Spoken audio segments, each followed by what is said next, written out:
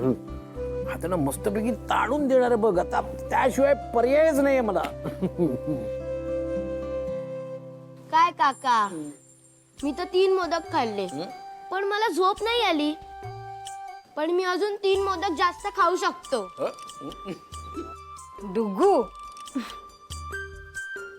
डुगू असा खाना मोजूचा नसता, खाताना फक्त त्याचा आनंद घेऊचो असता. बरोबर बोललास बघ उमा. म्हणून मी ना मोजलेच नाही किती मोदक खाल्ले ते. आणि कसा हा ना, या गणपतीच्या दिवसात जे मोदक होतात ना ते बाकीच्या दिवसात केले ना तर होत नाही गो. मग कशा 2 काय आणि 4 काय मोजायचा, कशा किती मोदक खाल्ले ते. खरंय खरंय. आणि बरा उमा, या सगळ्याचा श्रेय ना तुका जाता. हा नाही म्हणजे कसा, माझ्यासाठी खास चारोळी न घातलेला पुरण ठेवलास बाजूला आणि त्याचे मोदक केलेस ना, तापरा केला जा. मला चांगलं आली. कधी चारोळी का नाही आवडत ग? अहो आवडत नाही असं नाही, पण एखादी कुचकट चारोळी येली ना पदार्थात तर ना माझ्या तळपायाची आग ना एकदम मस्तकात जाता. पदार्थाची चव कशी एकदम किरकिरी होऊन जाता ना. परफेक्ट बोलली, करेक्ट, एकदम करेक्ट बोलली लाली. तसंच आहे ना, घरामध्ये सुद्धा अशी ना कुचकी चारोळी असली ना, घरातलं वातावरण ना असं किरकिर होऊन जातं. पण तुला हे सांगून काय उपयोग? है ना? आता काय केलंय मी? हा काय केला मी? आता कोणाशी कुचकट बोलत नाही, वागत नाही, तरी माका कशाक बोलतात?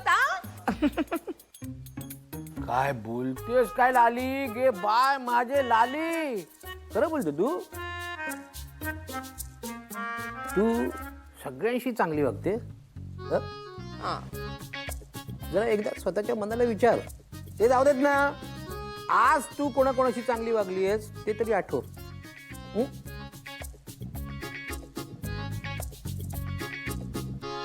तुम्ही तर आता ना उगाच लालीत भाऊजी. अहो जाऊ दे ना, कशाक उगाच लालीताईन का त्रास देताय? लालीताई सगळ्यांशी चांगल्याच वागतात. लालीताई माका सांगा, तुम्ही मनापासून मोदक खाल्लास ना तर मग त्यातच आला ना सगळा. काही कोणाचं मनाक लावून घेऊ नका तुम्ही. हा, पण ज्याचं श्रेय त्यालाच द्या लालीताई. खूप खूप छान आहे बाळ, मला खूप आवडलं. गोड आहे ना? मग आता ऐक, मला माझी भाची अशीच गोड आणि हसरी हवी. सो तिला आत्तापासूनच असं हसर राहायची सवय करून दे.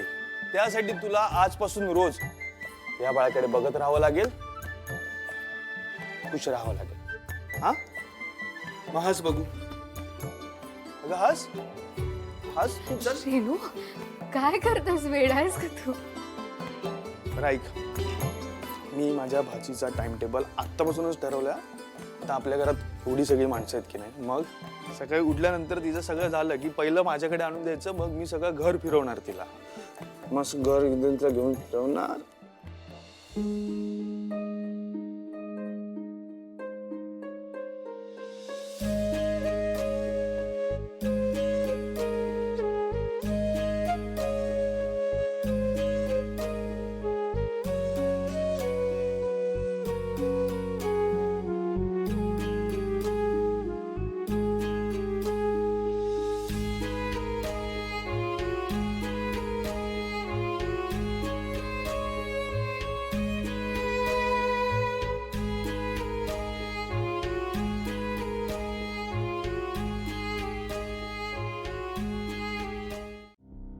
अगं, हे नीरजला मुंबईला परत गेलेत वाटतं.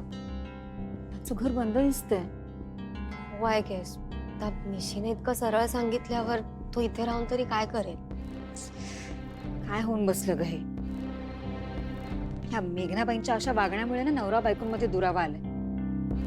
त्यात नीरजला काहीच माहित नाहीये आणि आपली निशी ती काही सांगू देत नाही. ह्या मेघनाबाई अशा का वागल्या असतील ग?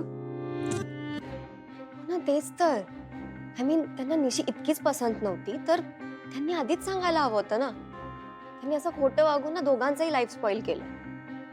आणि नीरज बिचाराला तर काही माहित पण नाही, त्याची काहीच चूक नाहीये. त्या आपल्या विहीणबाई आहेत ना, म्हणून आपण गप्प बसलो. त्या मेघनाबाई, त्यांच्या मनात तर नुसतं कपटच भरलं. स्वतःच्या नातवंडाला मारायचा विचार कुणी कसा करू शकतं ग? मंजू, ह्यात ना नीरज रावांची चूक हा. अगो त्यांनी प्रेम केला होता ना निशीवर, मग हे काय झाला? हा, असं आईच्या पदराआड कशा क्लपतात ते? हा, सांगून टाकायचा ना मेघनाबाईंका, माका माझा बाळ आणि निशी दोन्ही पण वयहत, आणि तुका ते दोघे नको असत तर माका विसरून जा, असं सरळ सांगून टाकायचा ना. असा निर्णय जर त्यांनी घेतला ना तरच त्यांचा आणि निशीचा संसार सुखाचा होईल. हा, झाली आता, पण तो असं कसं करेल? मेघना आंटी कितीही चुकीच्या वागल्या तरी मॉम आहेत ना त्याच्या, तो त्याच्या मॉमला कसं दूर करेल? अँड निशीच्या बाबतीत एक नवरा म्हणून जशी त्याची रिस्पॉन्सिबिलिटी आहे तशी एक मुलगा म्हणून पण त्याची रिस्पॉन्सिबिलिटी आहे ना. अँड निशीचंही हेच म्हणणं आहे की त्याने तिच्यासाठी त्याच्या मॉमला सोडू नये. अँड समवेअर मलाही असंच वाटतं. झाली आत्या, हा मेघना आंटींचा डिसिजन आहे. त्यांचा इगो की त्यांच्या मुलाचं सुख, हा नीरजचा डिसिजन नाहीये. अँड रिमेंबर, मावशी नेहमी सांगते, नाती ना रांगोळीसारखे असतात, एकमेकांशी जोडलेले, प्रेमाच्या कलर्सने सजलेली.